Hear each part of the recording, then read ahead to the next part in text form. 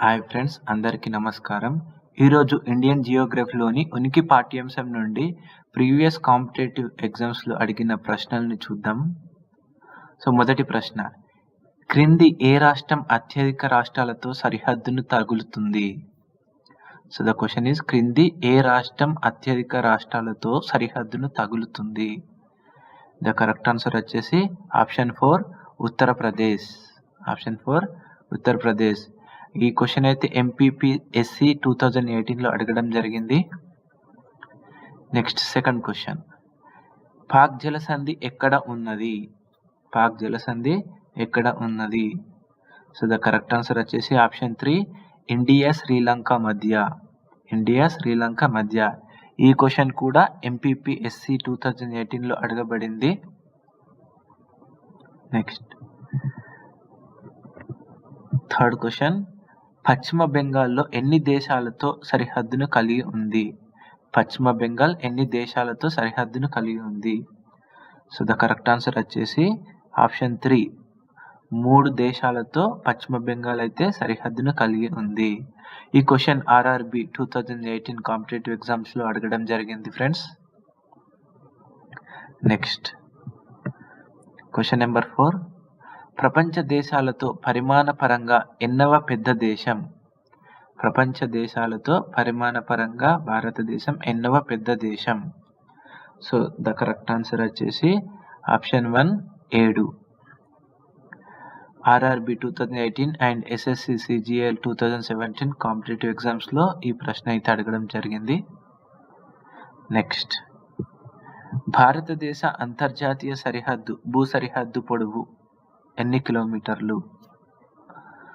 The correct answer వచ్చేసి option 3 15,200 కిలోమీటర్ల భూ సరిహద్దు పొడవును కలిగి ఉంది.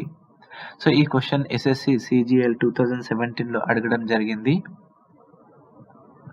నెక్స్ట్ క్వశ్చన్ నెంబర్ 6, జూన్ 2017 నాటికి భారత్లోని కేంద్రపాలిత ప్రాంతాల సంఖ్య. జూన్ 2017 నాటికి భారతదేశంలోని కేంద్రపాలిత ప్రాంతాల సంఖ్య ఆప్షన్ 1 ఈజ్ కరెక్ట్ ఆన్సర్ 7. ఈ SSC CGL 2017 కాంపిటేటివ్ ఎగ్జామ్స్లో ఈ ప్రశ్న అయితే అడగడం జరిగింది.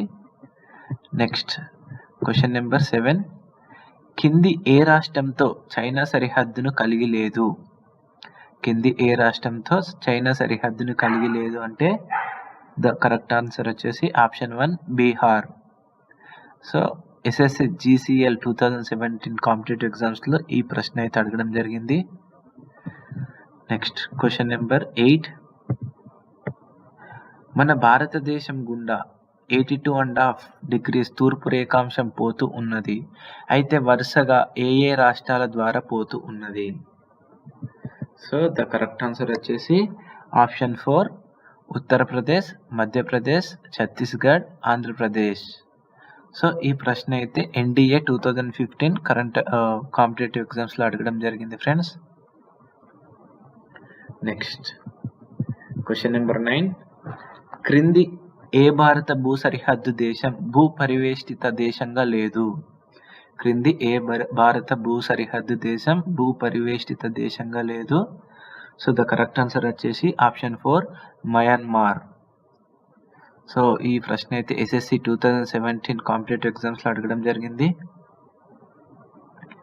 నెక్స్ట్ క్వశ్చన్ నెంబర్ 10, దేశ వాయువ్య భాగంలో భారత్ ఏ దేశంతో సరిహద్దును కలిగి ఉన్నది?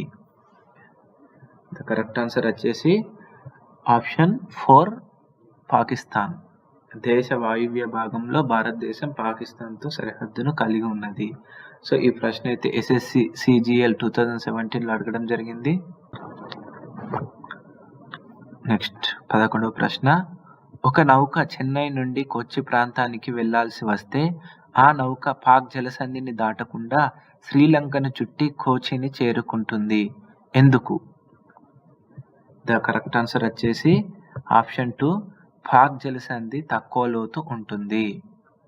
పాక్ జలసంధి తక్కువ లోతు ఉంటుంది. ఈ ప్రశ్న అయితే CDS 2015 కాంపిటేటివ్ ఎగ్జామ్స్లో అడగడం జరిగింది. నెక్స్ట్ క్వశ్చన్ వచ్చేసి క్వశ్చన్ నెంబర్ 12. నేపాల్తో ఎన్ని భారత రాష్ట్రాలను సరిహద్దు ఉన్నది? నేపాల్తో ఎన్ని భారతీయ రాష్ట్రాలకు సరిహద్దు ఉన్నది?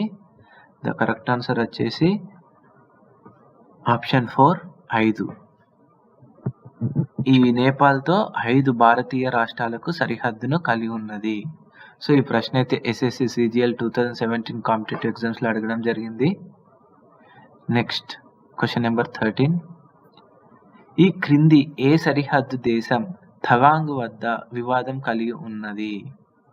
ఈ క్రింది ఏ సరిహద్దు దేశం తవాంగ్ వద్ద వివాదం కలిగి ఉన్నది? ద కరెక్ట్ ఆన్సర్ వచ్చేసి ఆప్షన్ 2 చైనా. ఈ చైనా సరిహద్దు దేశం తవాంగ్ వద్ద వివాదం కలిగి ఉన్నది. ఈ ప్రశ్న అయితే ఎస్ఎస్సి 2017 ఎగ్జామ్స్లో అడగడం జరిగింది.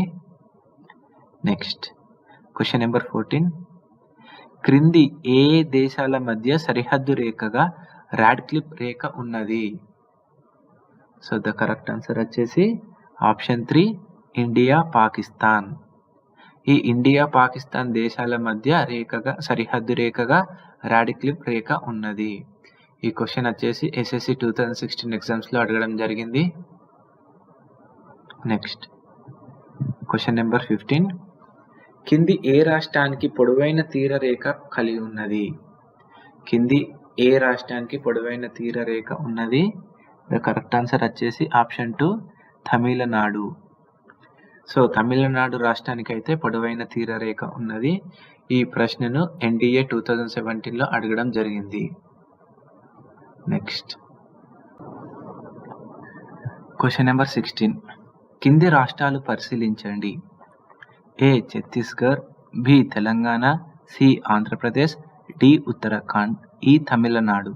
పైన తెలిపిన రాష్ట్రాల్లో విస్తీర్ణం ప్రకారం అతిపెద్ద రాష్ట్రం, అతి చిన్న రాష్ట్రం ఏది?